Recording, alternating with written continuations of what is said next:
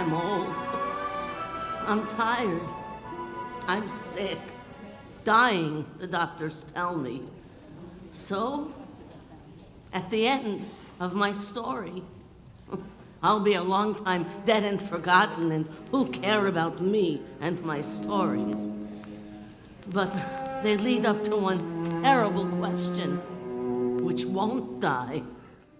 The British have dumped us on the United Nations. And Ben-Gurion says, tanks I can get in Czechoslovakia for 10 million, ammunition another 10, and so on, till he ends up saying, I must go, yes, to the Jews of the States. I say, leave here now? Well, everything would fall apart.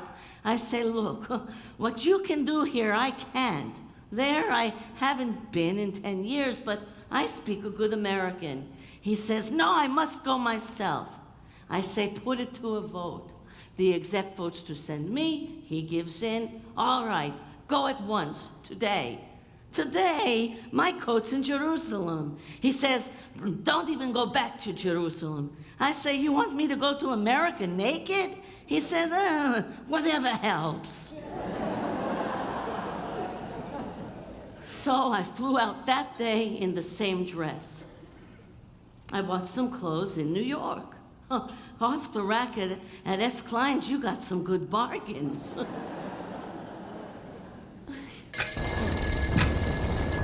The Nitz in Washington before our cabinet meeting. Simcha, you saw Kissinger? I'm glad he approves, so where are the phantoms? When do we get them? Check out what with the Pentagon? Nixon himself promised me. Simcha! Simcha, get the phantoms!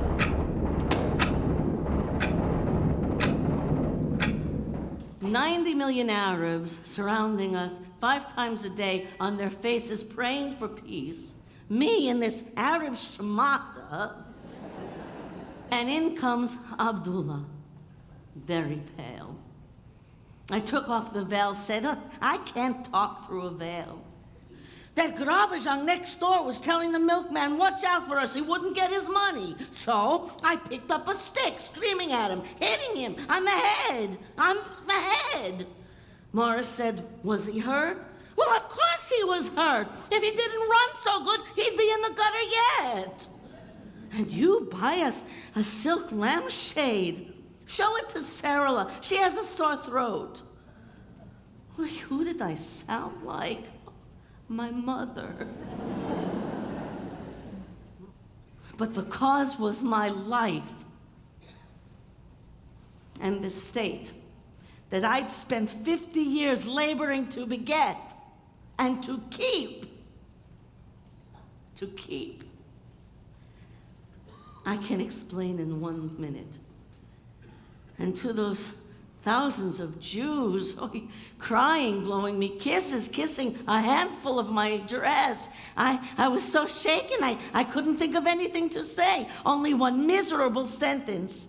Danke, ich was ihr seid geblieben, jeden. Thank you. Thank you for remaining Jews.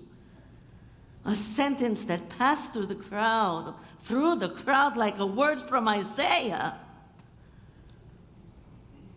The view from this balcony was into hell.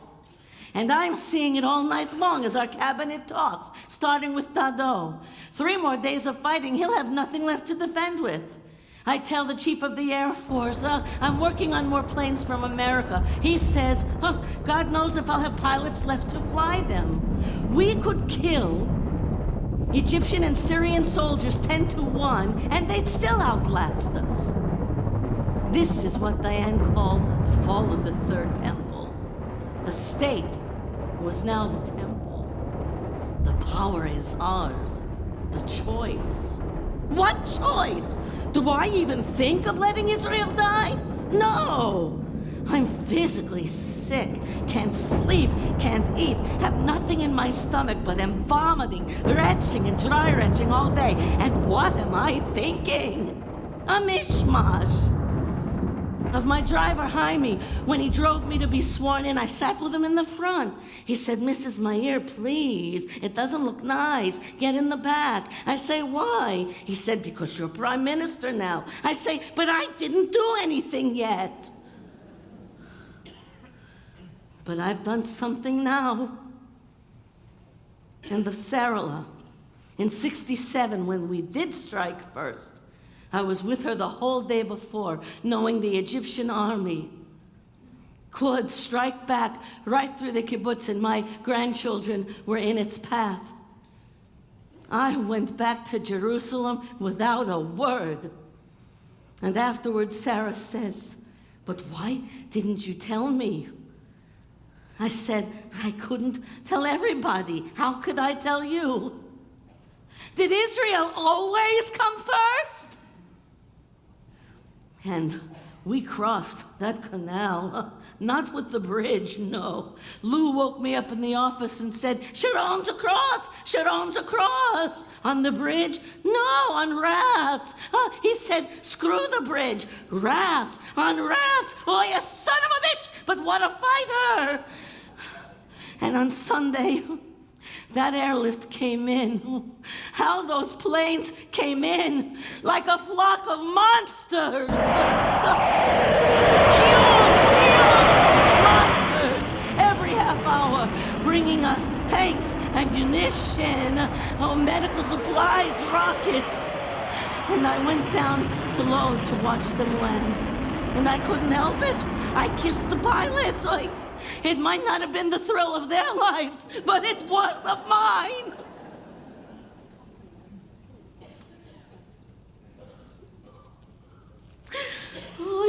And we unloaded our nuclear bombs. It was like the whole world was off of my back.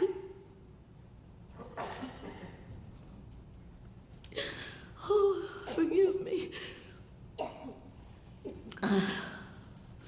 And the rest you know. Dado phoned me from the Sinai. He said, it's all right, Golda. We're back to being ourselves, and so are they. And we widened the bridgehead behind them, cutting off their army on our side of the canal. Without food, without water, without ammunition. The road was open to Cairo. And that day, I spoke to the Knesset.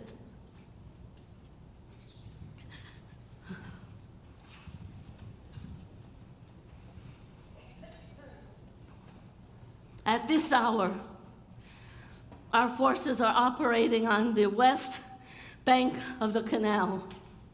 The tide has turned. I can't say more. There's still fighting to be done. Shalom.